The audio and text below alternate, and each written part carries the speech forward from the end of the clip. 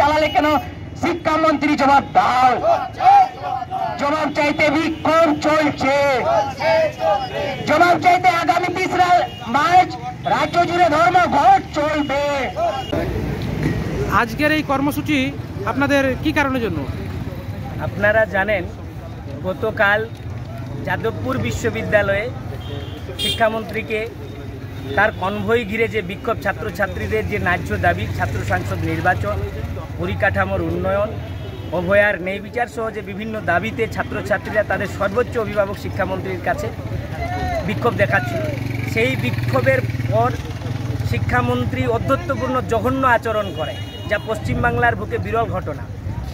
তার কনভয় চালিয়ে দিয়ে ছাত্রছাত্রীদের গুরুতরভাবে আহত করেছে। এই অধ্যত্বপূর্ণ আচরণের বিরুদ্ধে সারা বাংলার ছাত্র সমাজ আজকে গর্জে উঠেছে।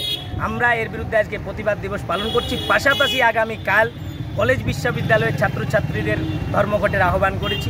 আজকে আমরা মানুষের কাছে আহ্বান করছি, এই যে শিক্ষামন্ত্রীর যে অধ্যত্বপূর্ণ আচরণ, যে অধ্যতের কনভয়ের চাকায় শুধু ছাত্রছাত্রীদের বিক্ষোভই আজকে পিষ্ট হয়নি। আজকে যে ছাত্রছাত্রীরা এসএসসি পাস করে চাকরি পাওয়ার স্বপ্ন দেখছে, তাদের স্বপ্ন পিষ্ট হয়েছে। অভয়ার সহ নারী নির্যাতনের বিরুদ্ধে যে বিচার পাওয়ার স্বপ্ন, সেই বিচার পাওয়ার স্বপ্ন আজকে পিষ্ট হয়েছে। আজকে ছাত্রছাত্রীরা বিবৃতির বিরুদ্ধে যে আন্দোলন, সেই আন্দোলন কনভয়ে চাপা পড়ছে।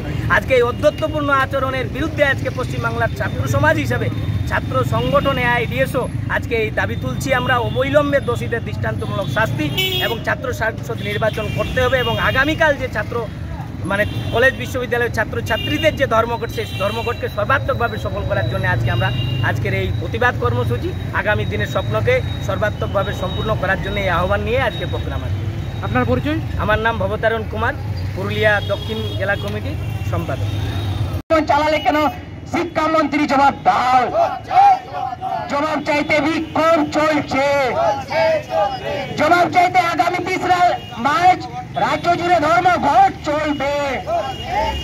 এই বিচার চাইতে আগামী 3রা মার্চ সারা বাংলা জুড়ে ধর্মঘট পালন করুন।